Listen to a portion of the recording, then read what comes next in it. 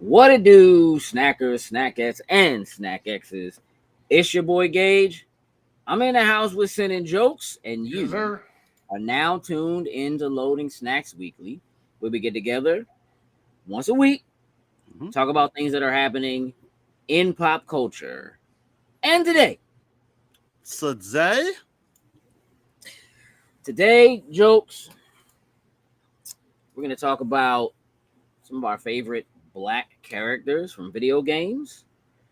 Who that is? What up, Cuddy?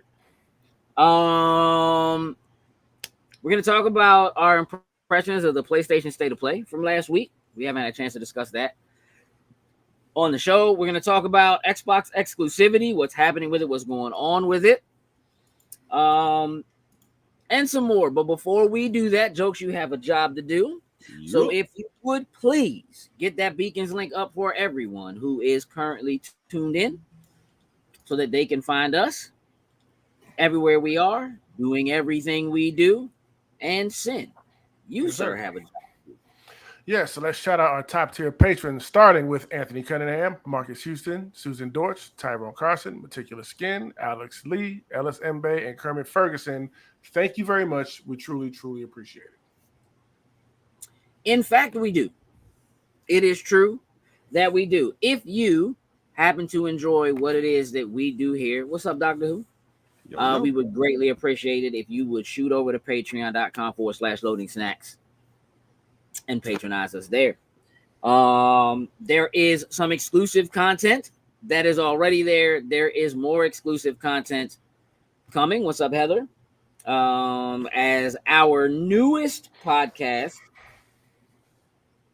rebranded podcast, we'll call it. I guess. The Finisher, going live every 2 weeks. Only Patreon gets the full version of the podcast. The full, man, I don't know how long y'all talk about wrestling, but it seems like a lot. And look, we have to restrain ourselves because otherwise those shows could be easily like 4 and 5 hours long. That would cut into your viewing time, sir. Can't be. Yeah. There is an edited version that is generally cut down to about 25 minutes, give or take. But the full version is like 45 minutes to an hour. So if you would like the full version, the only place to get that is on Patreon. Now, having said that, I want to talk about something I was very excited about. Okay. But first, let me just get this out the way. Happy birthday, Zane. I do. Happy birthday, Zay. Happy birthday, Zay. You are officially a quarter century old. Quarter. Let's call it a day. Gentlemen, I found myself excited, if you will, about Argyle. We watched the trailer. I'm like, yo, this joint looks like it's going to be a problem. We might need to see this joint. Maybe we need to do a spoiler boys. You know what I'm saying? Right, bro. But that doesn't seem to be the case. Flip flop, bro. I'm between the big toe and the second toe flip flop at the theater. That movie had, all right, let's run this down a little bit. That movie had a $200 million budget, right? In terms of cost for making that movie. The movie made $18 million over the weekend. Ooh. Oh, that's bad. There has not been, and let's hold on. While that is definitely an issue for Argyle and for Apple. This is an Apple production. This is like, this is one of their like big, let's do a movie, let's put it together, let's put it out in theaters thing. So I certainly feel like that doesn't bode well for them. However, on the strength of what up, Kai? what seemed like it would be or was going to be a good, not just a good movie, but like, you know, a good opening weekend, right? For them, because they literally had no competition. There's nothing else out. Nothing else out. Yeah, clean slate. That's probably the biggest problem in terms of what does it mean. Now, does it mean the movie's not good? Not necessarily, because it's reviewing relatively well. Like it's not reviewing terribly. Like the review numbers, I feel like don't match the money it made. Rich says, when I saw the trailer, I thought the premise was dumb. No, the premise is dumb. But I want you to understand that like 70% of what comes to the theater. Gotta get paid. Hey, I ain't mad. He's trying to be like Sam Jackson to be in every movie. Why not? You're trying to be like The Rock to be in every movie. That's what I really think. There you go. Be like The Rock and be in every movie. I think there's a bigger thing here though. I'm actually like not. This is not that big a deal. Like Argyle is hit or miss. Like I wasn't. I didn't even realize the joint was coming out. Let's just keep. I completely forgot. Which I think is another issue. But I think there's a much bigger issue here. And we've kind of talked about it 100 times, I feel like. What is happening to movie theaters and the theater going experience? Because there hasn't been a movie that's released since the new year flipped that has hit $100 million. It just hasn't happened. There hasn't been $100 million weekend for any movie that has come out, right? It ain't gonna happen this weekend. It's Super Bowl weekend. Yeah. Oh no, definitely not. It ain't gonna happen this weekend. So there are a couple of things that I think are a little more big picture. Like I feel like we talked about this a lot, like coming out of the pandemic, how movie theaters were affected, what it meant for movie theaters going forward. We talked about streaming services and how they were affecting theaters, but also what was necessary in order for them to continue to make money so that there could be something on top of theaters. Here's what I think is going on, and I have notes because I can't help myself. So, so here's the thing. Sin, agree or disagree? They are failing to give us good reasons to go to the theater. Yes. Okay. Jokes. Agree or disagree? What's in the theaters is not better than what's already available at home. Agree. I'm going to give you an example. I could have gone to see Argyle, but I was watching Mr. and Mrs. Smith on Amazon Prime. And let me tell you something. Man, that's good TV. About it. That's good streaming TV right there, bro. We don't have to go no further into that. We can discuss that later. Sin. Yeah. Agree or disagree? Streaming costs are cutting into people's movie theater going money. Ooh. Yeah. Yeah. Cost of streaming services continues to go up. Yeah. Yep. Cost of theater tickets continues to go up, right? So you got to choose.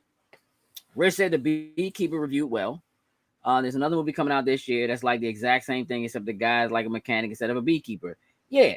They already done that movie. Yeah, all of those joints. Yeah, with the same actor. The mechanic. Jason Statham has done all of them. Yeah. It's called The Mechanic. He's all of them. The Mechanic, The Beekeeper, The Transporter. They're all the same joint. Like, yeah. But you know, next one's gonna be called The Janitor. Right, or whatever. Like, right. What? Well, he was driving for a Brinks truck, killing everybody. Yeah. Oh, Crank. Yeah. Crank. That was Crank. Oh, not that one. Yeah. But Crank was. But Crank is another one of them joints too. Like it just, yeah. You know, jokes. Yo, Agree or disagree? The wait for stuff to come to streaming services isn't long enough for people to care about waiting past the theater time. that is very much so true. Okay. No, there's another dude with a Hey, that sounds like that's part of the trailer. No, there's another dude coming later this year. I mean, here's the thing. I feel like for a long time, like movies were fit into like certain categories of a leisure activity. For a lot of people, once they have a family, it's a family activity thing. Take the whole family, right? And that depends on what kind of movies they are and how old they are, whatever. But like, you know, it would tend to be that kind of thing. Or it was a date thing for a lot of people. There's some in between, but I'm going to say that heavily, those are the two categories of people they seem to most often advertise movies to and kind of make, let's go see this thing, let's go do it together. And like, we can all agree that like a movie is at least a terrible first date. Like, it's just not a thing. Right. But I also think that for people of a younger age, the movies is just not a cool thing to go do anymore. And they're not giving them a reason to go to the movies, to go on a date to the movies, or just hang out with their friends. Sin, when we were teenagers, it was commonplace for a large group of us to all go to the theater. It's Black History Month. It's a very black experience. Just go to the theater, and talk trash and laugh and point and whatever. And like now, etiquette has actually, I feel like, won out. So like, it's like you don't do that. You also don't want to spend the kind of money that it costs to go to the theater to end up having that kind of experience, whether you're participating or not. 1000%. Right. So I don't think that the amount of spectacle that they try to put on you. See, here's the thing. It used to be that they would advertise the way that it was. You didn't have a choice. So we just advertised this movie's coming out. It'll be in theaters on this date, and you just go and see it because you knew if you didn't see it when it was in the theater, you weren't going to see it for at least a year. Easy. Or long, right? Yeah. You better have HBO or you better have Showtime or something like that because they're going to do the deal and they're going to get it first. Cuddy said, but we hit the arcade before and or after the movie, which is also dead, bro. Like, the arcade's dead. Like, it's not, you're right, Cuddy, but like, that's gone too, right? So that doesn't have anything to do with the movie theater change, like keeping you there or anything like that either. Here's what's crazy. Now, they're like threatening you to go to the theater. Only in theaters. Doesn't sound like an exciting thing and a great way to go see it. It sounds like we're threatening you. You better go see this, and you better do it. It'll be on Disney Plus in 30 days. Like, relax. Right. But you said we not letting it go to streaming services. If you want to see this, you have to pay this money, and you have to come see it. And then you can't tell me that movie that's the definitive way to see it, and then also try to sell me on why I need to either purchase it digitally later, right, at home, right? Are you recrafting that experience so that it's good for home now, or you know what I'm saying? So yeah, I feel like the landscape, and again, a lot of it is business, right? It is streaming services trying to make money. It is actors and actresses trying to make money. It's producers and writers and directors. I hear you, Heather. I also hate the only in theaters thing because it just feels like a lie. Exactly. Like, that's what it is. Like, it might be only in theaters. Right. For these next 3 weeks, possibly, then I'll have access to it. Yeah, it's like no rush. I'll get to it. It is. We've talked about ways that we think the movie theater industry can be saved. They are trying to do things like 4D and whatever. But again, those things increase the cost of going to the theater. Like the high-end theaters, like your iPix and all that type of stuff. Exactly. Like, yes, they're cool experiences, date night experiences, like you said earlier. But yes, they're a little higher up. And I ain't gonna lie with you, some of those experiences have started to become garbage now. And I don't well, it's diluted. Right. And it's not special anymore because everybody's trying to do it. Right. So how do you differentiate? Because the other thing about it is then now you also have to kind of be willing to travel to go see that movie because this theater has that thing. They have the sound system. They have the food in there. They serve alcohol. That, you know, whatever those things are, they have the moving seats or, you know, whatever it is. So you're not only paying extra, but you also now have to be willing to travel further than what you might do in terms of going across the street or something like that in order to see that theater, in order to get that experience. You want to see it in IMAX, you know, just whatever it is. So now it's even more expensive than what's already more expensive. And again, at the same time, right. Rich said only in theaters until you want more money. And then they're going to put it out everywhere else, right? And somebody's going to do that deal. So it's like, you know, it's coming. I don't know what the perfect timing is for how long a movie needs to stay in the theater before it goes to streaming in order for it to be able to make great money, right? But I also just feel like, again, it's more like a threat when they're like, it's only in theaters, right? Because it sounds and feels like those people, those actors, those directors are angry at us for being happy watching it at home. And because they haven't figured out how to make more money themselves by sending it straight home. Candace says teens have so many other distractions at their fingertips now, so much immediate gratification without leaving the house. They're absolutely right. I mean, again, you can't watch a movie in the theater now without them saying, shh, turn off your phone. Don't get distracted. Don't text. Don't talk. Don't, you know, whatever. But like, that's how they communicate. It's, you know what I mean? It's what they, and honestly, when we didn't have cell phones in the theater, we talked and we, you know what I'm saying? Like we did, you know, like it just, but in some cases, you knew that's the experience. Like it's saying I could right now, I could be like, all right, if you want that experience, what theater you go to? You already know. Greenbelt. You already know. Academy 8. Easy. That's the one.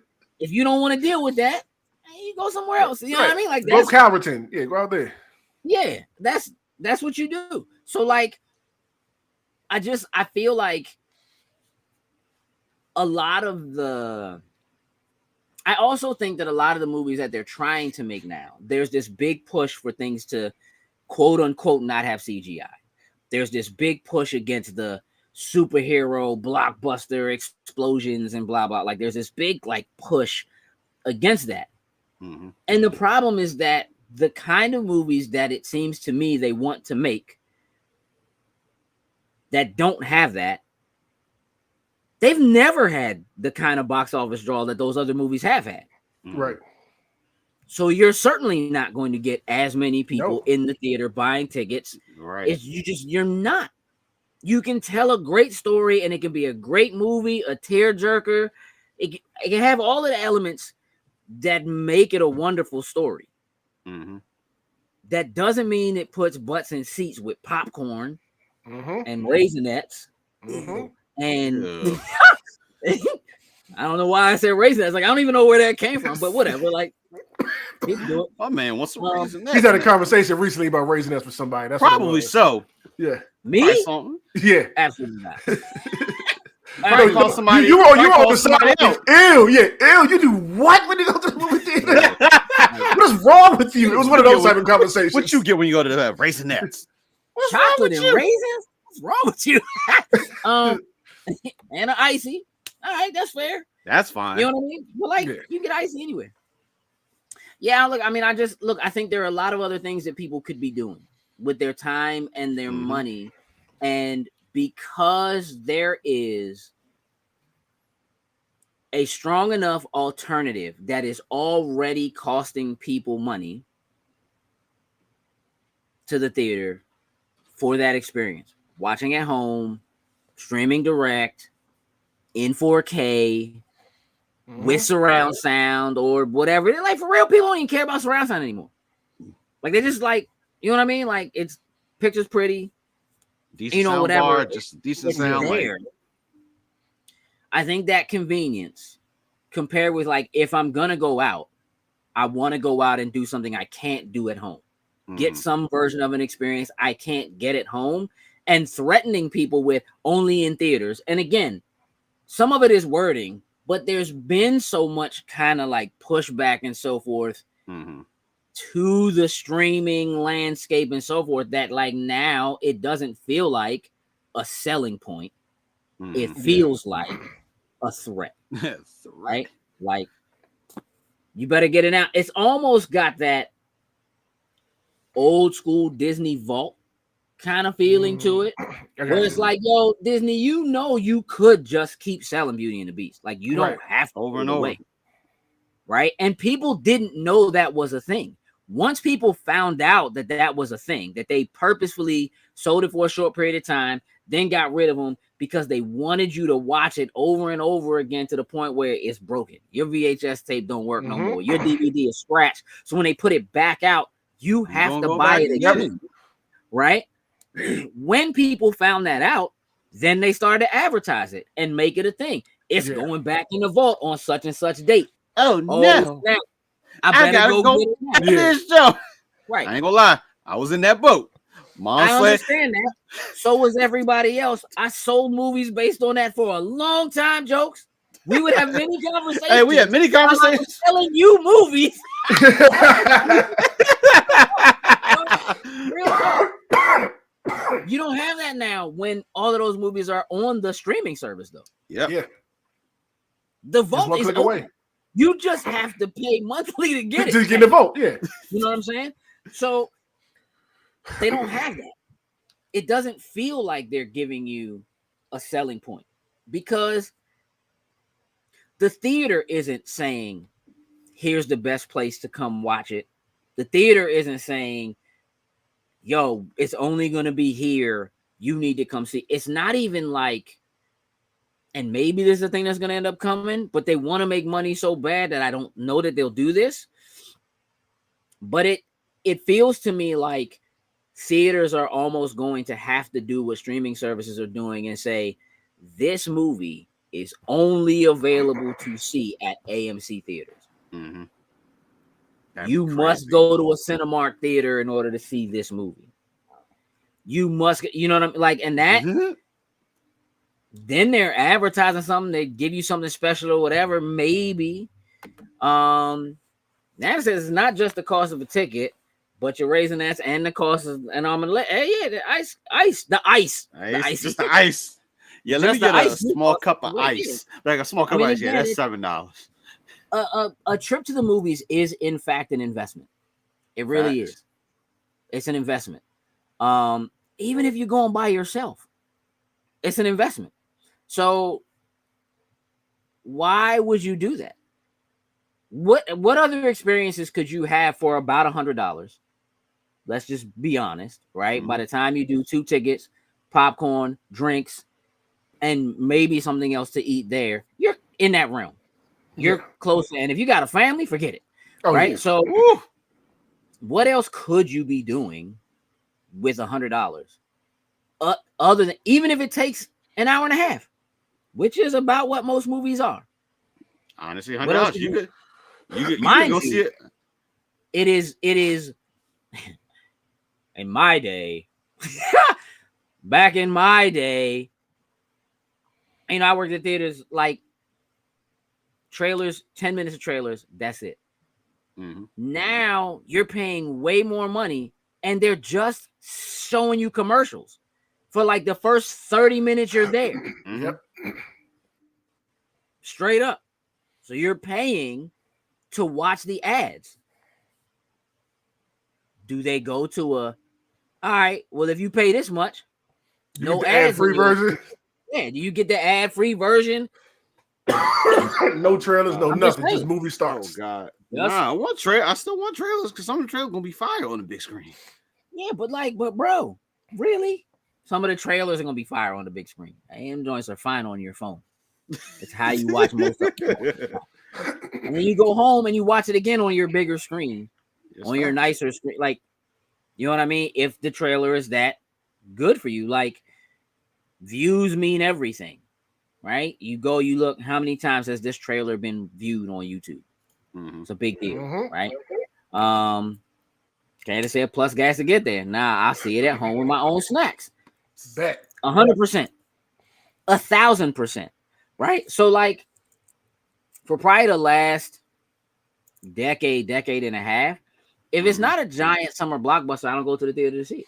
Neither do I. Just If it anime isn't films and or where somebody's blowing something up, I'm not going. yeah, Not to the theater.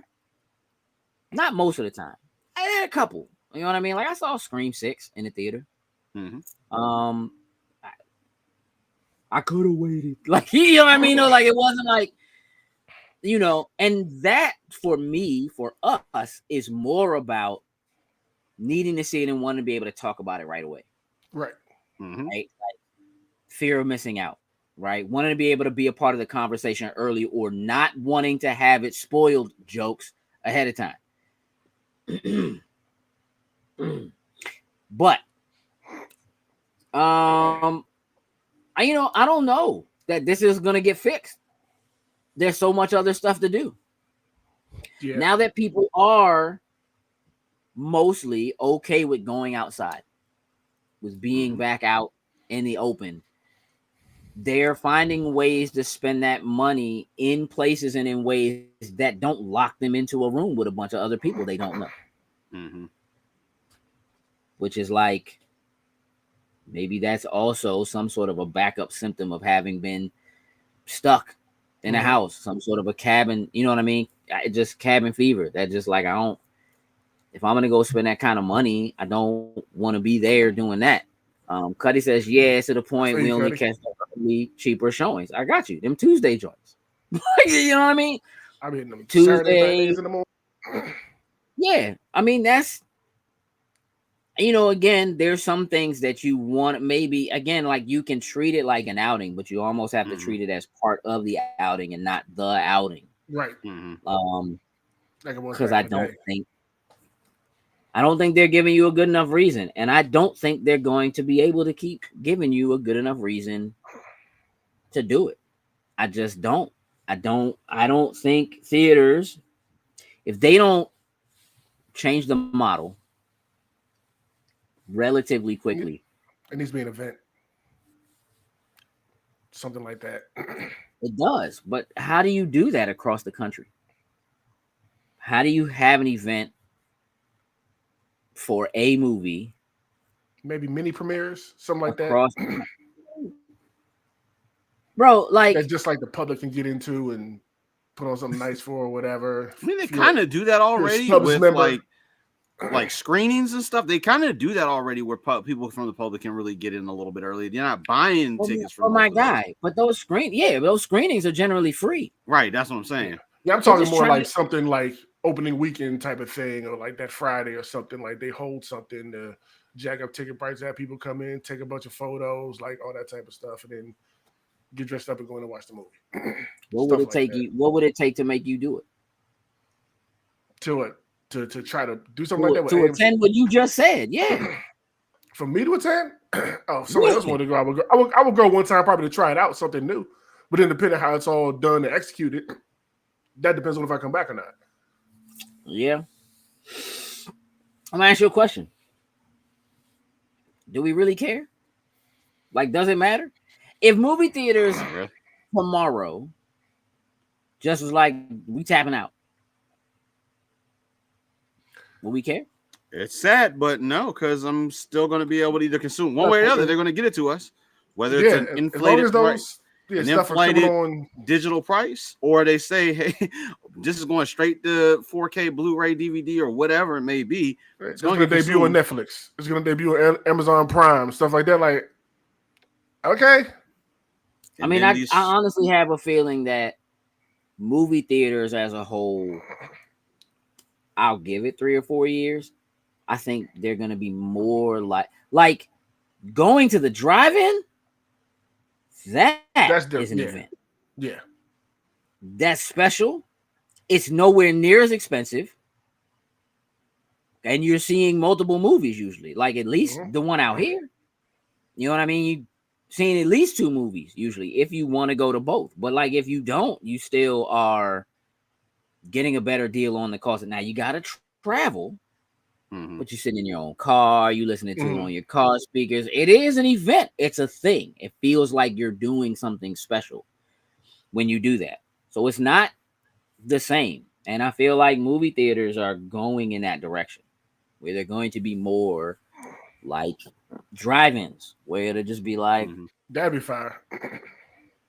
The idea of people saying, like, I actually hear people say it. Like, I actually hear people go, man, the last movie I saw in the theater was, and they just got to think about it for a long time. To me, that's super telling. Yeah. And they've already tried subscription services, right, Jokes? Mm-hmm. I don't know how you do it. If you don't let Movie Pass come back. It's back. Yeah, I know. Technically. You got that? No, I just got like the regular AMC jump. Exactly. Do you go to other theaters besides AMC's? I'll go to other theaters. Like the AMC one now makes more sense because like I found like with Sin, like we typically go to like when anime and stuff comes, I can use that jump to get tickets at that. And I like going to what's the jump called Sin with the audio? The Dolby Digital theaters, the Dolby Digital jumps. Yeah, AMC clean. Yep. Regal necessarily doesn't have. The only thing that they have, which I still have not gone to, is Screen X. That's the only thing I think they really have different. That's basically their version of IMAX. Yeah. But other than that, okay. K. Dill said, imagine a driving movie theater use surround sound in your car immersing you crazy. I mean, that's basically what it is. That's basically what it is. If you go to Benji's, that's basically what you get. It's wonderful. Like I can't even. You go in the wintertime, they give you a little heater to put in the car. Like it's yeah. Honestly, highly recommend Benji's. Highly recommend. Still never been out there. Still got to try it out. Yeah, you, boy. Maybe this summer. Let's talk a little bit about the state of play from last week. Jokes, did you get a chance to check it out? Didn't watch it. I just kind of went through some of the games that were announced, some of the updates that we got for it. I think there was only like a couple, honestly, on that list that I was like, oh, okay, I'm going to try out. But other than that, I don't think it was from what I'm seeing others say, it wasn't a bad presentation. It was a good showing of things to come, some updates, things like that. You don't know. You ain't watch it. You just said you ain't watch it. Yeah, but I read people that watched it. You read people that watched it? Love you, dog. Psychic? Listen, yeah. I read they palm. Oh my gosh. Sin. Yes. Did you watch it? I did watch it. What did you think of the presentation? Not like the individual things, but like of the show as a whole. Overall, I thought it was cool. Like, not too much out of what they normally do.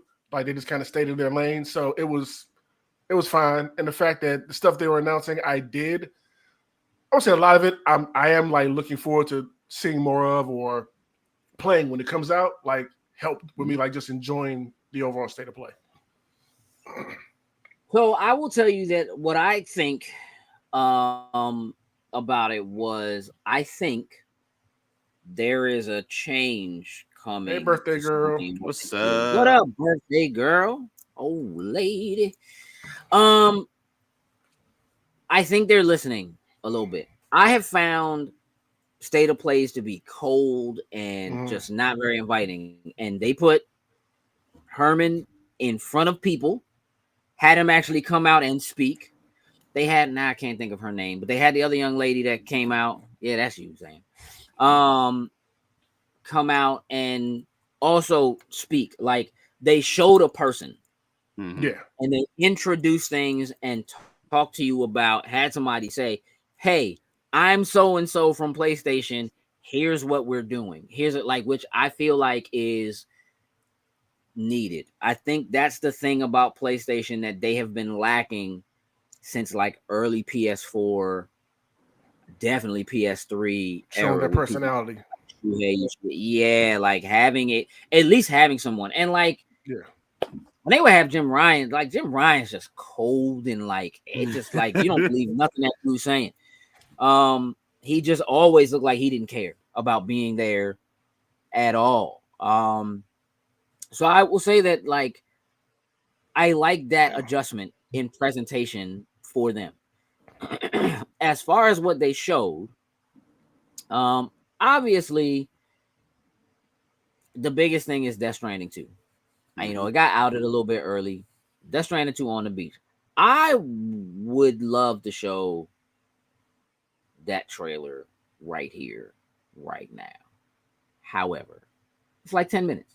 Yeah. Not happening. Not doing it. Not happening. Here's what I'll say about that. I was not interested at all in Death Stranding. I didn't care. I didn't play the first game. I'm still playing it, trying to complete. I'm like, never finished it. I think I'm more than halfway through it. I think. Look, Hideo Kojima is, as a creator, all praise be to the powers that are Metal Gear. That dude's a weirdo. Like the stuff that he just comes up with it's like so weird. And this is the thing. Death Stranding looked boring. Like just looked boring. And I know it's whack and crazy or whatever. There was not a single trailer that I watched about the first Death Stranding that was like, this actually looks interesting because I can tell what's going on enough to feel like I want to see what happens. This joint though, the second joint though, almost made me be like, I need to go play the first. Play the first joint. For real, I looked at bits and pieces of it only because I'm going through the game currently and I didn't want too much spoiled for me. You mean the trailer was so long. Of the new trailer? Yeah. I was watching like bits and pieces of it. Like when I see my man on this Power Ranger stuff with the guitar electric laser thing, I'm like, okay. The dumbest. Kojima wildin'. Kojima wildin'. Stupid. However, I kind of want to fight that dude. Like, you know what I'm saying? That's kind of like, I hate him. I kind of want to fight him. You know what I'm saying? Okay. So, here's the thing. It looks, I almost want it just because of what it looks so gorgeous. It just looks so beautiful. What Kojima is able to do with the Decima engine, it's funny to me that the Decima engine was created by the team that does Horizon Forbidden West and so forth, right? They gave their engine to Kojima so Kojima could do Death Stranding. I don't know what he's doing with their engine, but he made them look like they doing it right with their own joint. He go in there and change it. Hey, we need to change these settings right here. Change these little things. He get a Dr. Dre on. Just come on. Hey, let me just take this. Bro, they about to hit him up. And listen, we need that 2.0 version of that. No, that's my engine now. My man is basically, I don't know. He input when he write code in Japanese, it must just do something to. And that's what just do something different. just that it's incredible looking. Like, I'll be honest. I don't know if what they showed when he did the reveal of OD at the Microsoft joint. I can't tell for sure whether that was video or not. If that joint was not video, that's the best looking game I've ever seen. This joint still looks Right. like a game. Like, you know, it's a game. That joint looks, man, I don't know. I'm gonna tell you this. It's crazy, and I'm not gonna buy it, but I want to see it. So somebody else buy it. Show me. That'll be me. I'll be the one. Dragon's Dogma 2. That looks so good. You know what, Sin? It looks so good. It does. However, it looks exactly like the first one. Like it does like a super polished. Like they took the first game and like it looks like Dragon's Dogma remastered. Like, it looks like it's just added with like, all the DLC and stuff. Dude, and I'm like, this joint looks exactly like the first one. Like, I don't really know. I can't tell what makes Dragon's Dogma 2 special. I want to play it because I really enjoyed the first one, and I could go for some more of that. That's like kind of what it is. But I do just feel like, well, if you're gonna do all that, then just make it actual co-op. Stop giving me little people to send you to do, you know what I'm saying? Whatever. That was kind of cool though, like the sending people and they bringing back stuff again experience. That was kind of cool. But at the end of the day, very cool. Give us co-op, bro. Right, give us co-op. Now I'm just let me keep my AI partner and just bring them in with us. You know, since we're gonna two-man it anyway. You know, we don't got no fifth. No, we got a third man. It's just he's not on screen with us. No, he's in the chat. Judas. I'm here for Judas. Judas is the new game from Ken Levine, who is probably best known for BioShock 2, BioShock Infinite.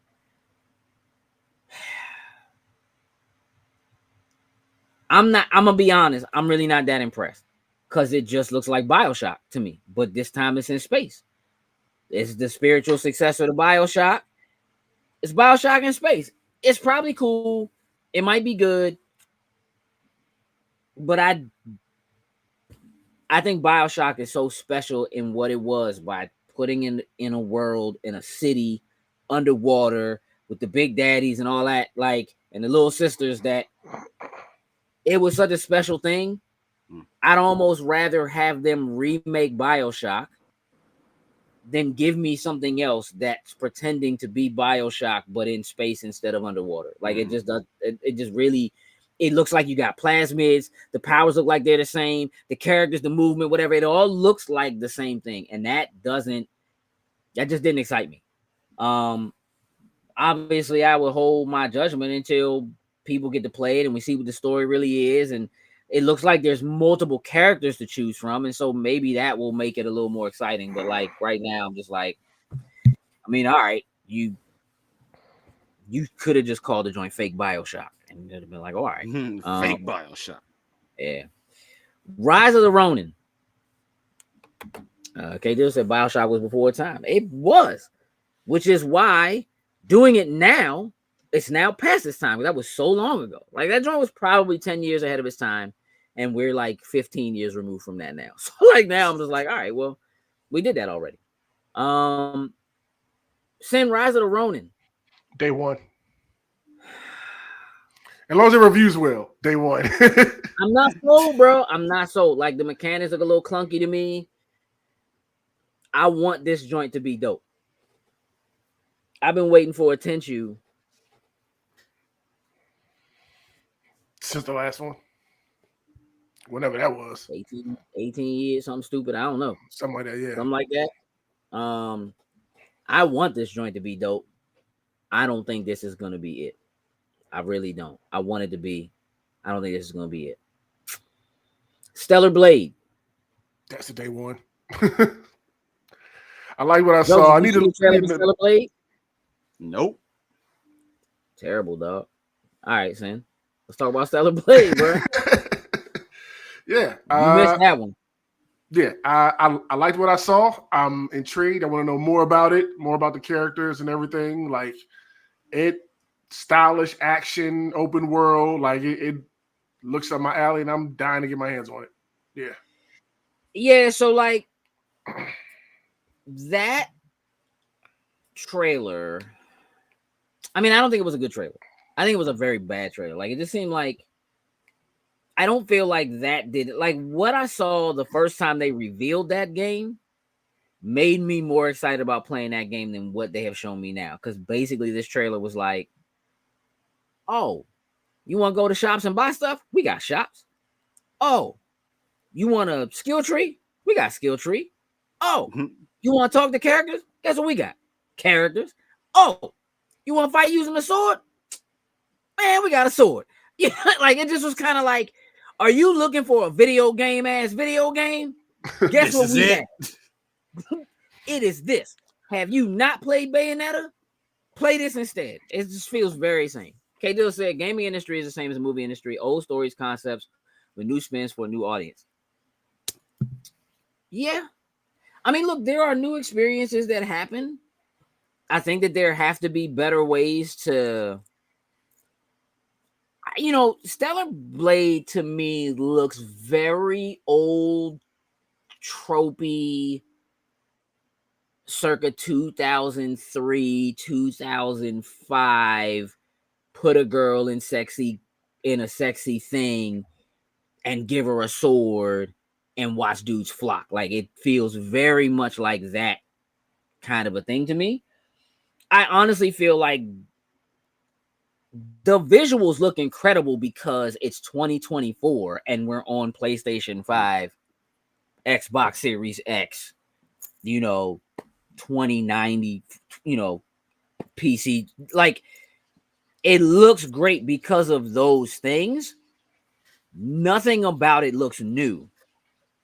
I played this game before it was called Bayonetta. I played this game before when it was Devil May Cry. I played this game, you know what I mean? So, like, what are the things that you're giving me that are new other than the fact that it really does look super pretty because 4K 60, 4K 120, you know what I mean? Or whatever. And if it can hold up and the performance is clean, cool. But like, there's very little about what I saw there that I feel like it's going to be prettier than Bayonetta. But it ain't, you know what I mean? But like, you could probably just go play Bayonetta. And I don't feel like they did enough to showcase why this isn't just a different team trying to do what Platinum already did really well before. Now, what I will say on that note is the fact that Nintendo locked down Bayonetta and you could only play Bayonetta 3 on the Switch is a travesty because that game doesn't belong on the Switch. It belongs on everything. Everything else. Same thing with Ultimate Alliance. That 100%. Ultimate Alliance would be on everything. That joint would be on Game Pass, and we would be enjoying ourselves. It is like one of the only games I bought on the Switch because there was nowhere else to get it, and it's like I don't want to play this. But the controls were absolutely terrible. I had to get a pro controller. Worked just fine. Hey, listen, this is way better. That was a game that makes you buy pro controller. Yes. Right. Yeah. So like, is there a void that needs to be filled because Bayonetta is now locked down to Switch? Absolutely.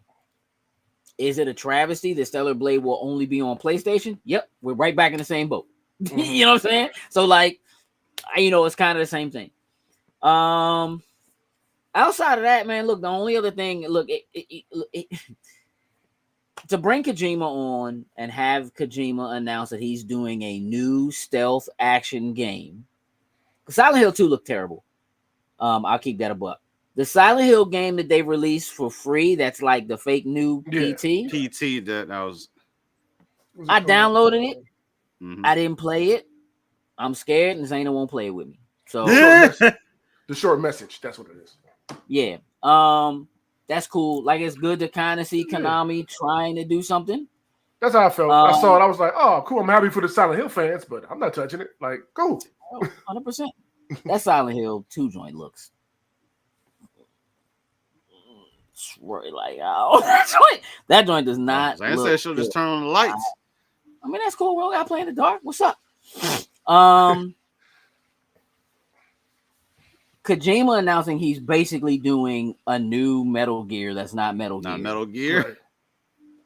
But also saying like it's gonna be a movie and like, man, listen.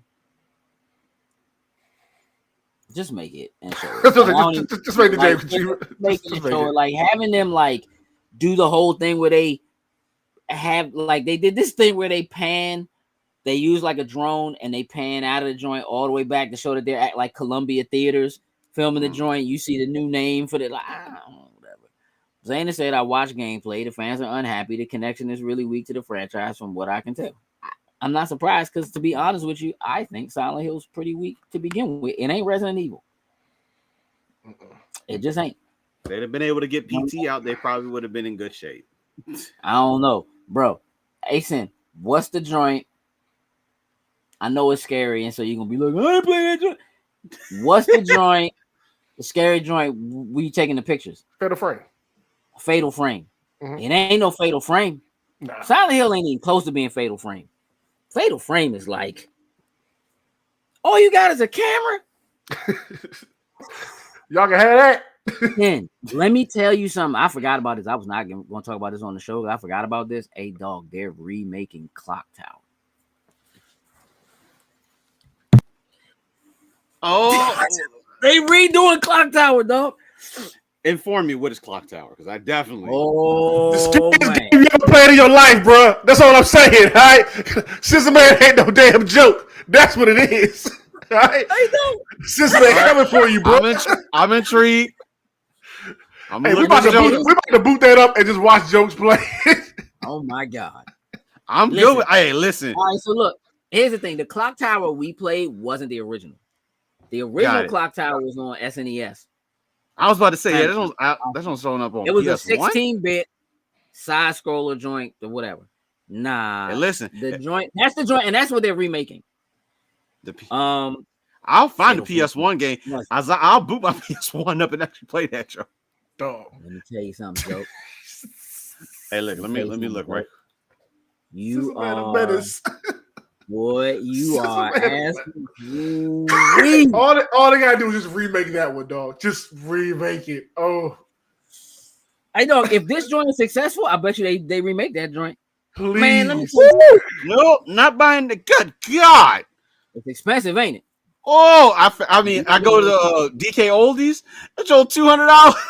No, dog. that joke can stay right there. I might have it. Tower, bro. Hey, Sin, if you have it. My PS1 is actually hooked up, and I can hook the Elgato up and play that, Joe. I will stream it. Dog. I can make it happen. Sister Man. I can make it happen. I just want you to know Sister Man ain't no joke. And we played that joint in a real haunted house, and we was wilding, bro. Ooh, what's wrong with us? How did you get Sin to do this? How did you get Sin to even do this? I can tell you how, but I'm not gonna. I'm not gonna tell you how. Sister Man was pulling okies on us. We like, all right, we know what's about to happen. Go ahead over that door. No, Sister Man. We look at each other like, hey, bro, Sister Man supposed to be in that door right now. We don't know where he at. With the hunchback in the don't you open that door, man? Listen, I could tell you how that happened, but I won't tell you on stream. Different story. I'm good with it. My man, hey, don't use DKO. Don't touch that joint at all. I can get it. And so if you want to make it happen, Joe, we can make it happen. Dig it. So it jokes. Mm-hmm. You've been looking forward to Final Fantasy 14 coming to the Xbox. So they did finally announce the beta. Mm-hmm. Yesterday, I believe. They did it on Square Xbox Enix. Wire, if I'm not or something. One of them. Xbox Wire didn't. It's really weird, bro. Like they Xbox had a post. They had a post, and somebody pulled the trigger on that post like 3 weeks too soon. Yeah. I know. But yesterday when they did the actual it got posted to Square Enix blog, but I ain't seen it anywhere else. There's gonna be some backlash. I'm positive. So the beta itself drops on Wednesday the 21st. Mm-hmm. You can only participate in the beta if you have never participated in the beta before. So, like, I did the Final Fantasy 14 beta on 360. No, that was 11. I definitely did the Final Fantasy 14 beta at some point. But anyway, has to be a whole new thing. You have to connect your Square account and your Xbox accounts together. Once you do it, you can't unlink them. It is what it is. Here's the thing that is causing some controversy. It tells you for the beta, you do not have to have Game Pass. Okay. However, to play the full game, you have to have Game Pass. And apparently, you still have to pay the monthly fee. Yep. I kind of figured that was still. I was waiting for it. you ain't getting around that fee, bro. No, you ain't doing that. Not with this. I mean, hey, it's no different from playing on PlayStation. So, is it? Nah, because you still got to pay the subscription, even if you're playing on PlayStation. Yeah, you still pay the subscription, but like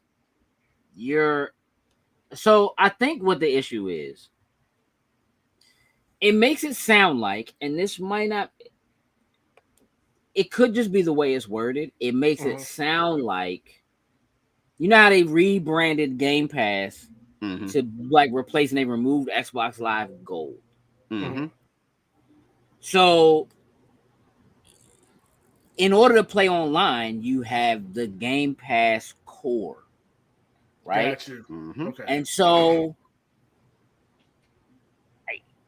people are, I think, conflating the idea that it's like having Game Pass where you're paying the additional amount that actually gives you all the games, plus you're also, you see what I'm saying? Like, so it's causing some people to be a little. I think it's the wording, and I think that's exactly what it is. The rebranding of it is just you're paying for, basically just Xbox Gold. You have to pay for, hey man, you get that for free. Yeah, I think that's what it's just bad wording. But that leads me to my next story. There's been a lot of controversy over the last couple of weeks about Xbox exclusivity. We talked a little bit on the show about rumors about Sea of Thieves going to other platforms. There have been rumors about Hi-Fi Rush going to other platforms. This past week, the rumors are that Starfield is getting ready to go to PS5, which is making people real upset. There are rumors that Indiana Jones is going to go to PS5 as well at some point. Like maybe not at release, but it's going as well. And probably the biggest thing and the most recent thing is Gears of War. Going to PlayStation. And that has people in a tiz. So I want to hear your thoughts. I want to know if you think this is really happening in some way. Before you do that, we did finally get a response from Phil Spencer, who said, and I quote from his Twitter, "We're listening and we hear you. We've been planning a business update event for next week, where we look forward to sharing more details with you about our vision for the future of Xbox. Stay tuned." Now, before we get into what it means that they're planning to talk to us or whatever, do you think any of this is true in terms of these titles going to other platforms? Jokes, I'll start with you. I think the majority of them, I think, is an easy yes. The only one I feel like that maybe a little bit of a stretch would be like Gears.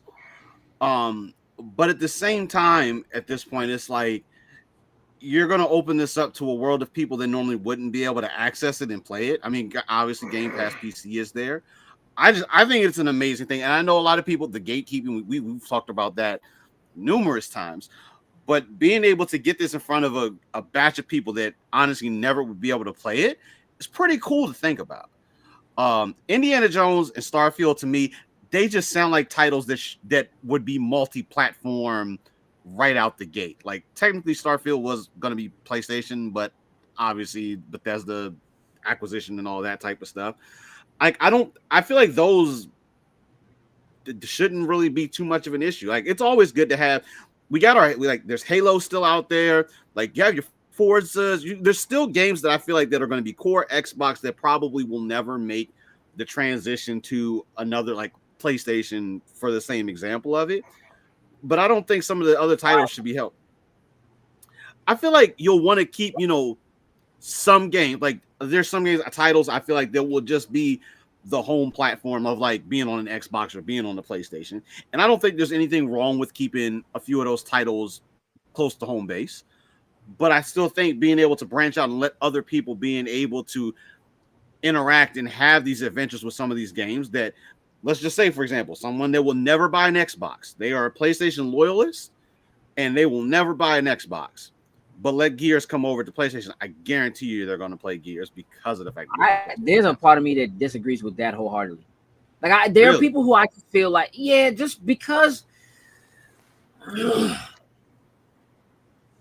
the things that make people act as loyalists are, I'm sure there are vast studies on it, but none of it makes sense, right? So, like, it's one thing to be a person who prefers to play on one platform or another, which is more or less where we tend to sit. We play more on Xbox, but like, cool games come out, we're going to play them where they got to go. You know what I mean? Or whatever.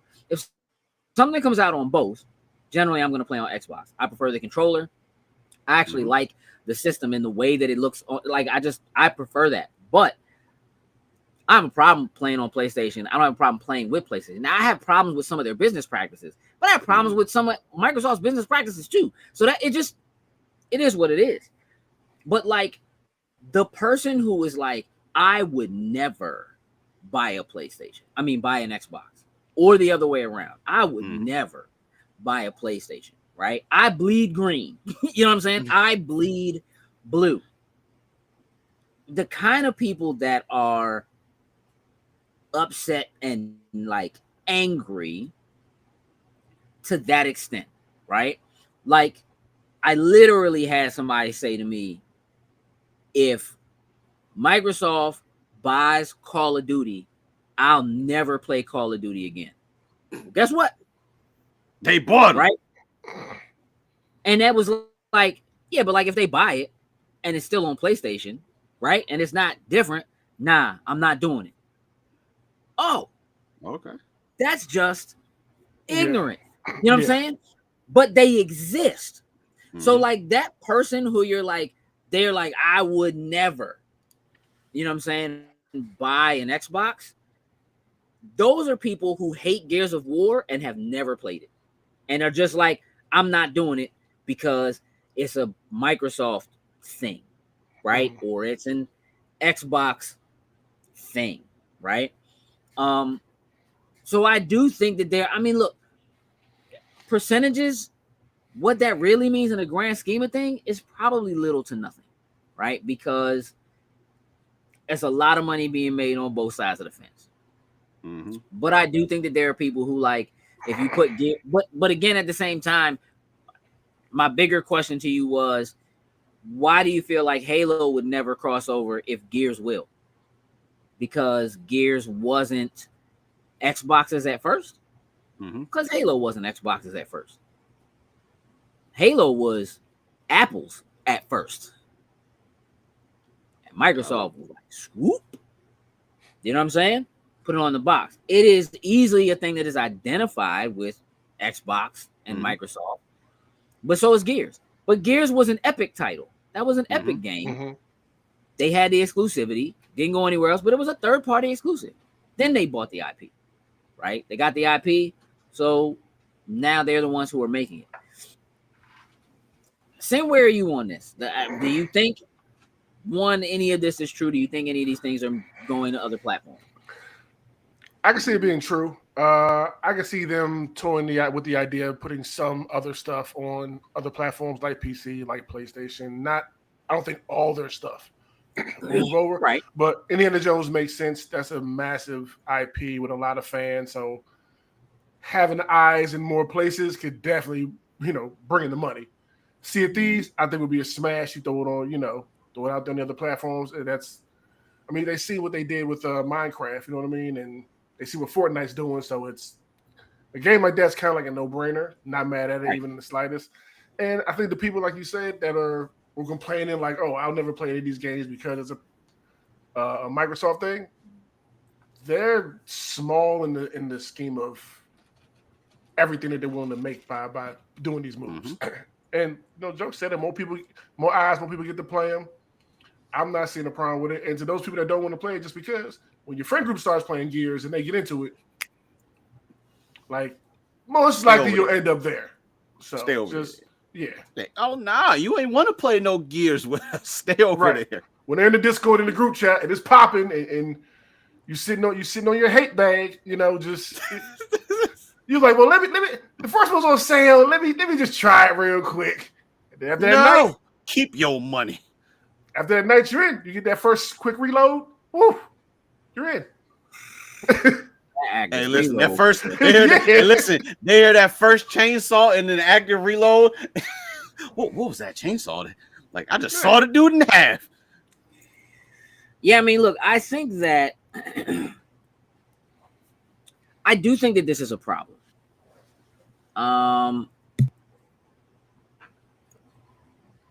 I mostly think it's a problem because I think right now it's an optics problem. It is okay, I bought an Xbox. I'm here for the exclusives. I only have money for an Xbox. I could be playing God of War. Right? I got this because you told me we were going to get exclusives. I wasn't going to be able to get anywhere else. I feel like you lied to me. You know what I mean? Like, I think it's an optics issue. I think it means that anytime Xbox says that they have something that is exclusive, right? When you say, well, I don't think everything's going to come. Well, what does that mean? What quantifies something that does go to other platforms versus something that doesn't, right? What are the things that you deem something that should be exclusive, and why is something that's exclusive? And if something is exclusive, how long does that actually mean? Does that mean only a year? Does it mean 6 months? Right? Does it make sense to me for Sea of Thieves to go to play? Yeah, it's like 6 years old, right? Does it make sense for Grounded to go to place? Absolutely. Put it on Switch. Make it happen, right? Partially because they are live service multiplayer games. And Microsoft has teams and does that better than Sony ever has. Sony's never been able to do it. That's why they have such a part of their core strategy has been live service. We're going live service. We're putting all this money into doing live service games. We got Bungie. What you're telling us is, what you're telling the competition is, your players are hungry for live service. And you, as an entity, are hungry for the kind of money that live service continuously brings in. And Microsoft is already doing that. Let us show you how it's done. Let us put ours. So, I mean, the rumors are so big that, like, they're even talking about, like, Microsoft ordered a bunch of extra PlayStation dev kits. Yeah. Right?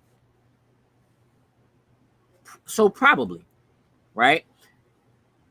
I think what is most likely going to happen is that I think exclusivity for Microsoft is probably going away as a whole. I think their thing is going to be day one Game Pass, day and date Game Pass. Mm-hmm. Yes, you can play it on PlayStation. Sure, you can play it on whatever the new Nintendo is, but you're going to pay us for it. They're going to get a cut, but you're going to pay us for it, right? If you have Game Pass, you don't have to do that. So if you start buying these games and you start liking these games, if you're seeing other people that are playing games and you're seeing that they're playing those games and they're not paying the additional money, they just happen to have Game Pass, well, now you maybe have a reason to buy an Xbox because you can only get Game Pass on a Samsung TV or your phone or on an Xbox, right? But if you have a PlayStation and you're playing Gears 5 and you need a Microsoft account, because everybody else does that. So let's think about this for a second. If you want to sign up for the beta for Final Fantasy 14, what do you need? Gotta have a Microsoft You need account. a Square account. You need a Square account, right? If when we jump online so that we can play Baldur's Gate 3, what account do you need? You need a Larian account, right? Cuddy said you said it for years. Xbox doesn't care about consoles; it's all about Game Pass, right? So, like, it is not going to be strange for people to have an Xbox account to play their games on PlayStation because they already have to have an account with Bethesda, which is an Xbox company, in order to play games there. You're playing Skyrim, you have a Bethesda account, that's what you have. Elder Scrolls right? Online. If you were playing Deathloop as an exclusive, you already have an account with them, right? So when Microsoft says, play Gears of War, sign up for your Xbox account. So you can see your friends who are playing. So you can do cross-play. So you have more people to play with. And when you see all these other people, and now you're in parties with people playing on Xbox who are going, oh, you paid for this? Yep. Why'd you pay for this? You could just, you just pick the joint up, play it on your phone, on your tablet, or on your TV. But you got to have Game Pass to do that. Yeah, those conversations start happening. So Game Pass is never coming to PlayStation because PlayStation is not going to let it happen. Oh, but it's on Apple. It's on your iPhone. It's on your Samsung. It's on your TV. It's on, right? We want you in our ecosystem. We want you playing our stuff. We want you spending money in our ecosystem. That's what it is.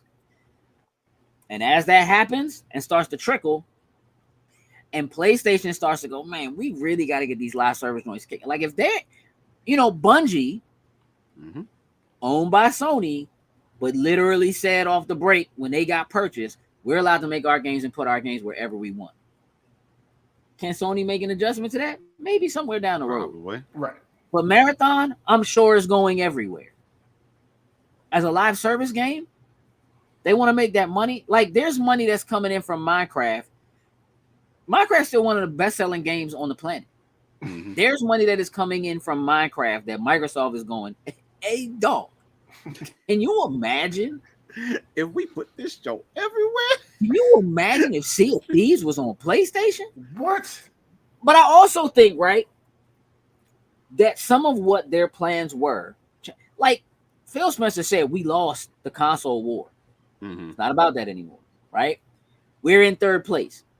We're losing. And I see a lot of people going, man, so what if you're in third place? You can still come back. If you have exclusive, people will buy the Xbox, blah, blah, blah. Let me tell you something.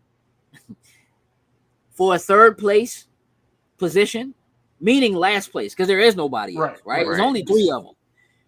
To be in last place, they're also making more money in third place than either people in competition with them are making. They are making more money than PlayStation makes, and they are making just in the Xbox arm alone. We're not talking all Microsoft. Yeah. They're making more money than Nintendo is making. They're making more money than PlayStation is making. Third place ain't a bad place to be. However, if you're chasing more dollars and you got to make up a $70 billion deficit because you just spent that money buying technically Call of Duty, but everything else, if your whole plot and plan is to get into, we got Activision King, we got Candy Crush, bro. There's billions of dollars rolling in. Cash. Yeah. How do we get everything else there? Did they not just put Death Stranding on iPhones? Yeah, I believe it came. I believe it came out. Yep, like last week. Listen, that's money they want to get, and they want to get it from everywhere, and it is the thing that makes the most sense, right? So if you're Sony, and this is the thing that's the most crazy about what PlayStation is versus what everything else about Sony is. If you're Sony, you own Sony Columbia Pictures. Mm-hmm. Do you only make DVDs that play in Sony DVD players? Hey, that'd be disgusting. Wouldn't it? Hey, listen, that'd be disgusting. Like, you understand what I'm saying? Like, you make a product that can be used everywhere by everyone. Now, do you own part of the technology that created Blu-ray, and you get a portion of the sale every time somebody buys a Blu-ray player, including an Xbox? Yeah. Oh. Microsoft, like, we could do that because we did that with PCs, which is basically what everybody making anyway. That's all consoles are. Yeah. Right? Did Sony not have VAIO computers that were all running Windows on them? Like, that's it's what it is. Do Sony TVs not have Samsung screens? Yes. PlayStation portables, Samsung screens. Like, you work with your competition because you know your competition can do things you can't do. Right. Right? PlayStation has a video game console saturation nobody else has. Okay. We have the proof. It's called Minecraft. We now have more proof. It's called Call of Duty. We see the numbers.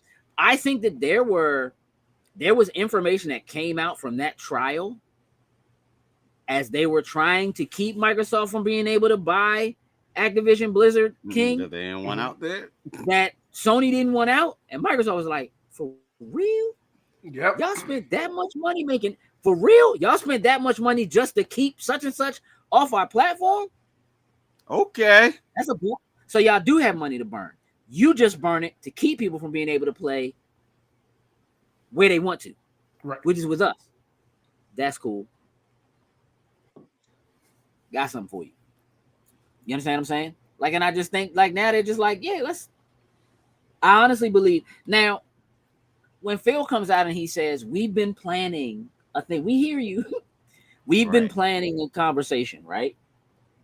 What do you think that conversation looks like? What do you think? Is it like a sit down with Phil going, hey guys, we appreciate you and your time. We don't want the Xbox people to feel like they put money into us for no reason, whatever. Like, how do you smooth that over? If you have loyal customers who are like, I'm loyal to you because I love the exclusive, because this is where I want to be, whatever. What does that look like? Right? Is that a conversation where it's like, listen, we're not going to stop making consoles. We're going to keep pushing to have the most powerful thing. We still think Xbox is going to be the best place to play our exclusives, whatever. Why? What about it's going to make it the best place to play? Why will Xbox be the best place to play Gears of War unless you're playing it without paying extra money for it because of Game Pass? What are you giving people that makes that the case? And is that going to make people who are playing on PlayStation feel like, oh, they're doing something to give us the short end of the stick, or to make it whatever, or to try to force us to buy Xboxes, or, whatever it is? What does that conversation look like? I got no clue what it looks like, but I'm looking forward to see what Phil has to say about it for all those reasons you just said right there. But how he pulls it off, I don't know. It's a lot of ground he got to cover. Dog, I feel if anyone, Phil Spencer can do it. And I think let's say he had, he'll do the whole thing. He's going to acknowledge first, the loyal Xbox fan base, the loyal Game Pass people. We're gonna put these things out here. We're doing the things for you. But what we want to do is their commitment was to bring games everywhere. We want you to play no matter what. Right. And then that's where he'll start to break off and go, hey, we're gonna have these titles be available on Switch, PlayStation. We want to get other people to be able to play these games. Use a Sea of Thieves. And I think maybe Sea of Thieves is the one that you probably lean into.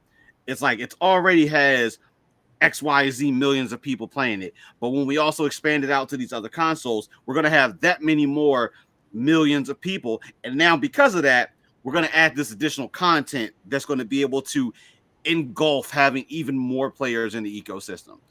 I think that's how you're gonna have to frame it. Right. Is you just you give the props to the people that have been loyal and dedicated to the Xbox side, but you welcome in those that, hey, listen, there's a whole bunch of people that haven't played a lot of these titles for various reasons, whether it's not having the console, not having a powerful enough PC, but they do have a PlayStation. We want to invite you in as well too. Is there something besides Game Pass that you give or you offer to people who are in the ecosystem or whatever but aren't on Game Pass?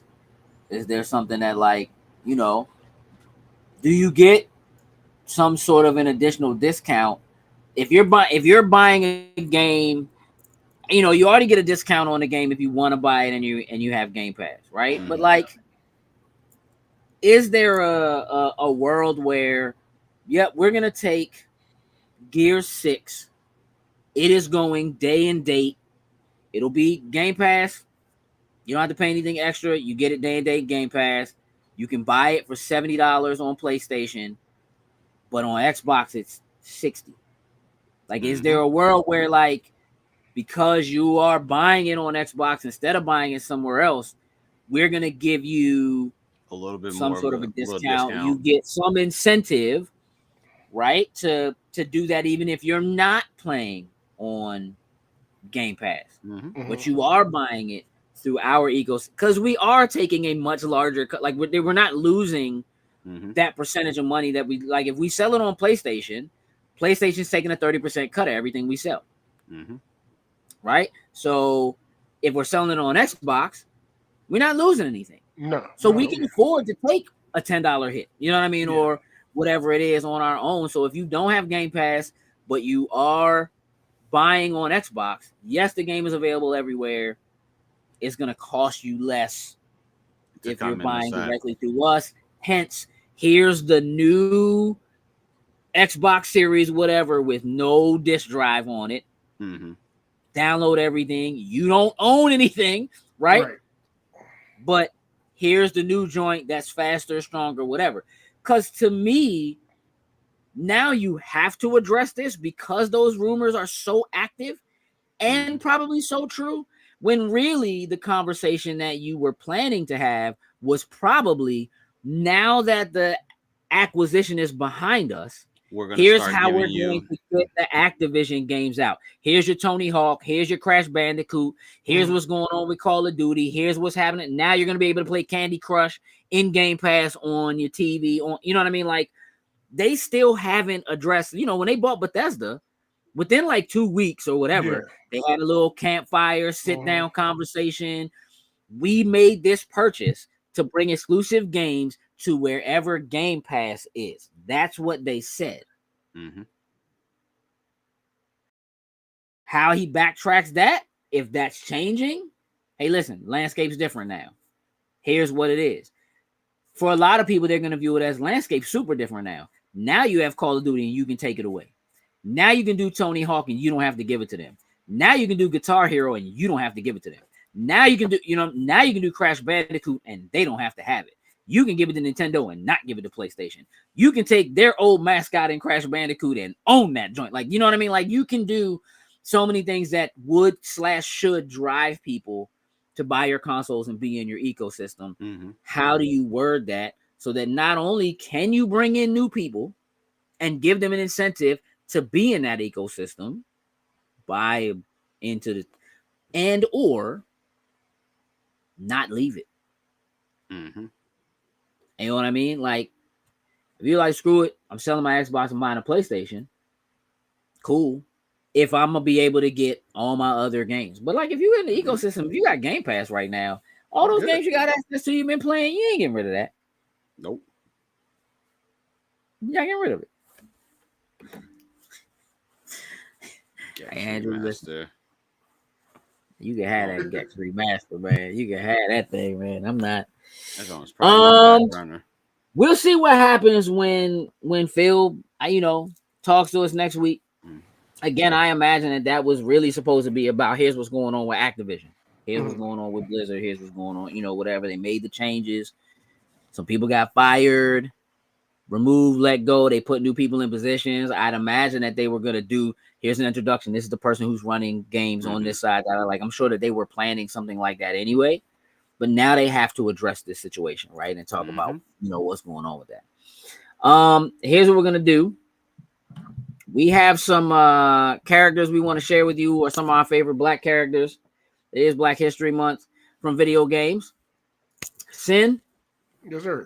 I'm going to let you go first. Talk to me about Bangalore, my man. Little Bangalore from Apex. There was a time where I played Apex for a little stretch, and Bangalore was my main in it. I loved the outfit. I liked the character. I liked the rifle. Her ultimate skill was one that worked well for me in that type of game setting. So I kind of gravitated her, rock with her. Apex, I don't know if people are really into the lore and the stories, but I know hers is. Like, she was a part of a planet in one area of the galaxy, went to space, and got flung to the opposite end of the galaxy. So now she's joined the tournament to try to get back home, like get some money, find a pilot, get a ship, and all that type of stuff, and make it back home. But of course, things happen. You know what I'm saying? That's making that take a long time. So, but yeah, Bangalore is somebody I rock with heavy in Apex, and she is one of my Black characters. I dig that. Let's talk about your man Lincoln, man. Man, Lincoln Clay from Mafia 3. Hey, Shotty was a beast.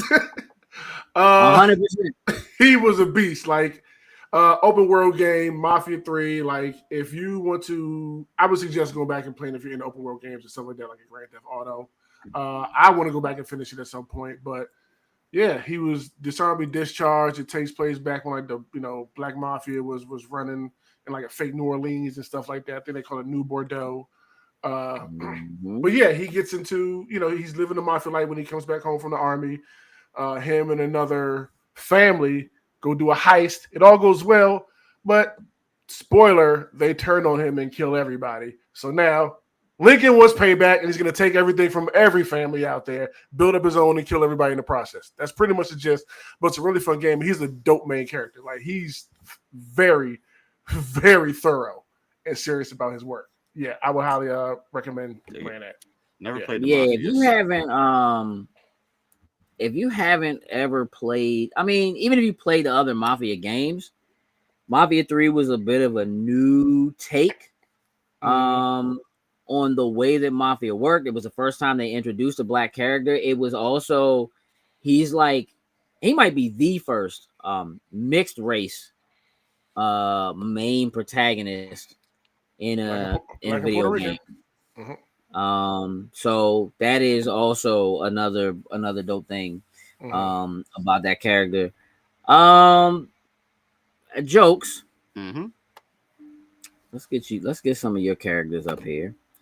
I'm gonna start here, Jokes, because I'm loving this trajectory we're on.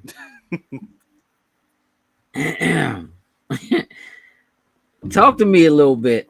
Yeah. My man, Leroy Smith. Hey, listen. So I had got Tekken 7. I didn't play Tekken 7 like that. But we got this Tekken 8. And Leroy has become my main. Like, to the point, like, I've started learning more and more about this dude, like finding out, He's from New York. Like his story that is behind him is almost something that honestly, it is a real story that you could actually see happen. You know, he grew up on the streets of New York. Unfortunately, family was killed by gang violence. Eventually, he ended up falling into a river, got swept out to sea, got picked up by a trade ship. This dude found Wing Chun. Is right. I think it's the right one I'm using for it. And learned it just because you know what, it looked like it was going to be a different avenue for him to kind of learn that balance maybe that he was missing. Not listen, grandma. Tell you listen, this dude is grade A. I did not think this was going to become my main person in Tekken. But when I started going through people's arcade stories just to play through and learn controls and stuff, and I started figuring stuff out, my man, I was like, oh, hold up. Let me go into practice mode with you for a little bit. I'm go like this. Claw I saw the claw. Yeah. Hey, listen. I couldn't do it. And I immediately went to this and started finding some combos. Yep. Hey, listen, it's a problem. But he's become one of my favorite characters. I want more story about him. Well, Leroy. My man said, I need that Leroy. All right. Let's talk about this joint here, bruh.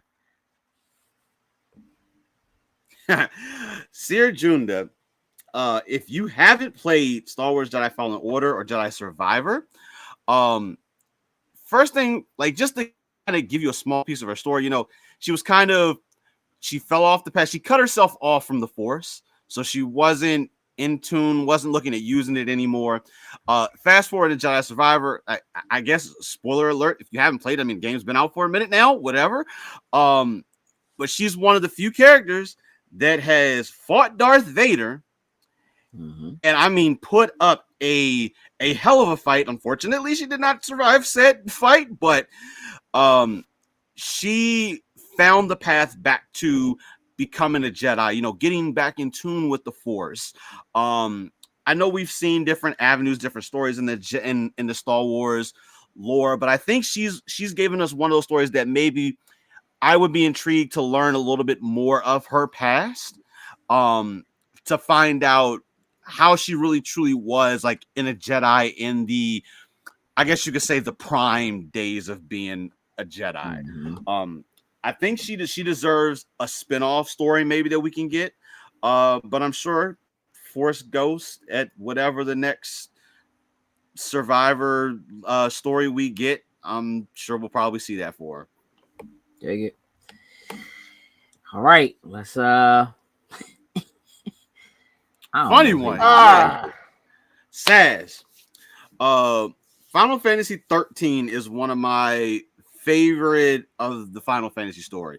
I think Saz was probably one of the best developed characters that 13 actually put together. Started, I guess you could say, was a little flawed, but he started learning things as the story went along. As you can see, my man best friend was a baby chocobo. And of course it lived in his bush, which was just damn near absolutely hilarious.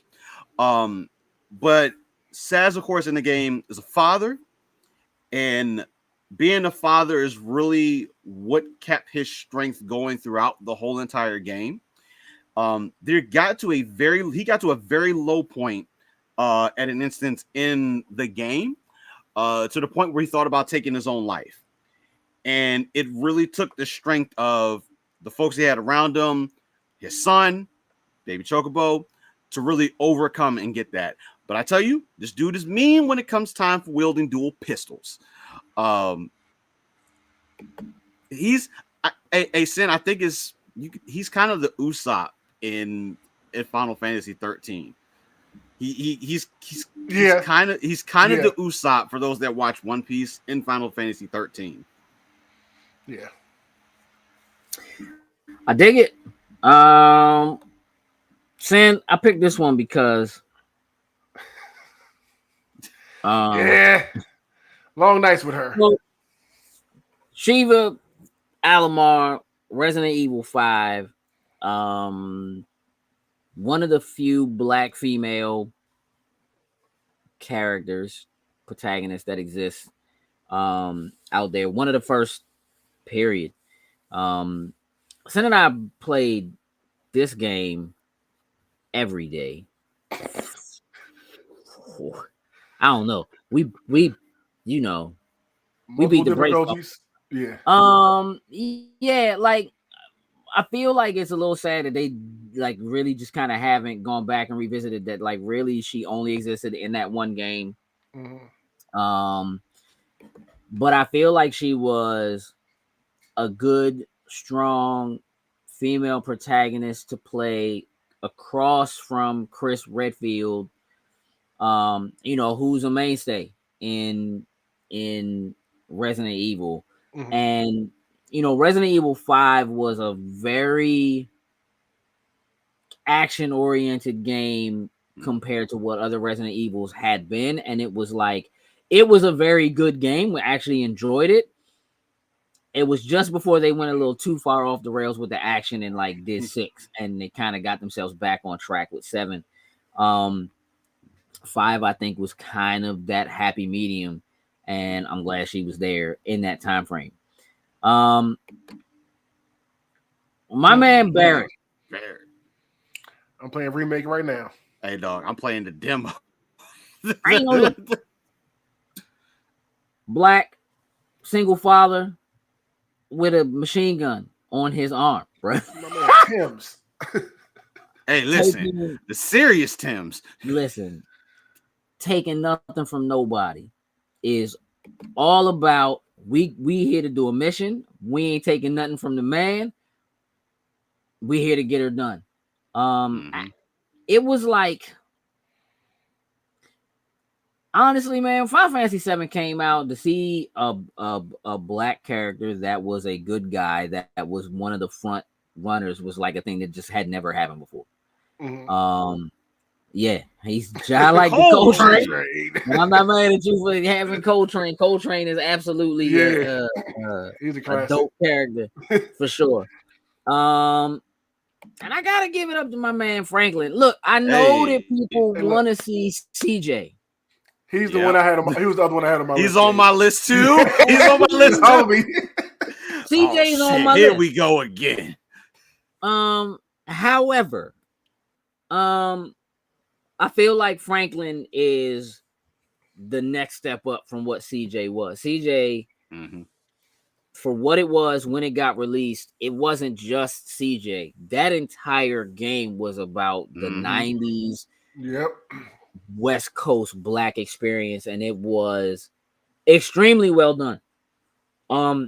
This with just the way that things have changed, what he is, like, man, listen, even Chop, man, like, I'm not no pets, but I like Franklin's story. I like his come up, kind of through the ranks, him kind of trying to figure his way through, and his story feels, it's Grand Theft Auto, right? So there's a certain level of realism that exists there, but it's also like, it's a complete satire, but it's less, it is less video gamey. You know what I mean? In terms of a character, I feel the same way about Lincoln. Like, Lincoln as a character, I think is a great choice because it is about the experience in an America that is much more racist. Much like it just, it is detailing an experience that is hard just for people to talk about or depict in TV and movies. And here you have the opportunity to play and kind of put yourself in those shoes. And at the time when they did Lincoln, there were a lot of people. There was still a lot of pushback if your main character wasn't a cis white male character. People wanted nothing to do with it, and there was a lot of pushback with Lincoln. And people were like, I don't want to play as him. And it was like, you might learn something if you have to be in their shoes, which is very different, and why video games are special. Because you do kind of have to put yourself in the mindset of the characters that you play as. It is different in a lot of ways. So those are just some of our favorites. We definitely have others. We're gonna share some more next week. We're gonna go over our favorite characters from TV and film, from print and comics. You know, we're gonna be sharing more of that throughout the upcoming weeks. We do have some guests planned. We're just kind of working on some timing things to make sure we can get people in when they need to be in. But that's definitely coming. We're gonna wrap the show up. I had to go cut a cake, sing happy birthday. So Hey. we're definitely gonna do that. Jokes, if you wouldn't mind getting that Beacons link up, I'd appreciate it. Sin, you have a job to do.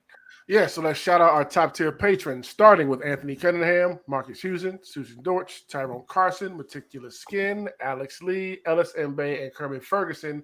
Thank you very much. We truly, truly appreciate it. We absolutely do. Jokes, when's the next episode of The Finisher go live? Go live next week. So stay tuned for that. If you guys haven't jumped in, the preview of it is actually up inside of Wrestling Chat that you can actually see currently. The full episode is on Patreon.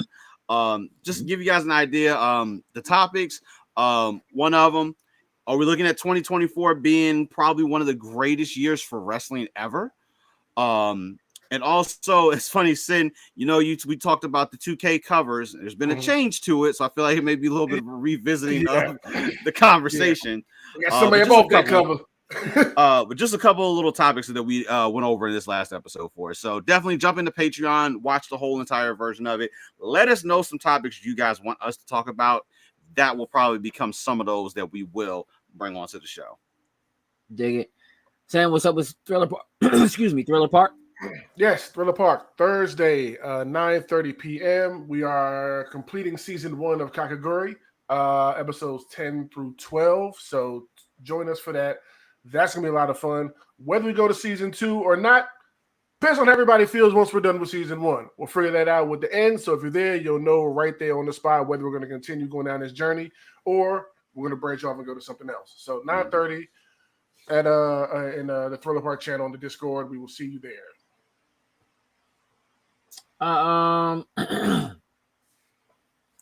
Having said that, I want to thank everybody for hanging out with us this evening. We do have KatsuCon, not this weekend, but next weekend. The panel is on Saturday from 5 to 6:30. So if you're going to be at KatsuCon, come through, say hey, hang out in the panel. It's going to be a good time. Outside of that, we do have some other things brewing. We have ChromaCon coming first week of March, and then second week of March is AwesomeCon. So again, we have more stuff brewing there as well. So stay tuned. We're gonna wrap this one up.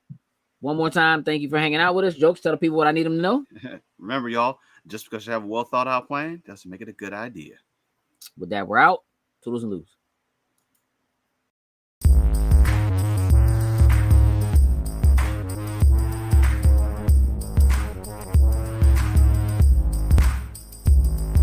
Loading snacks.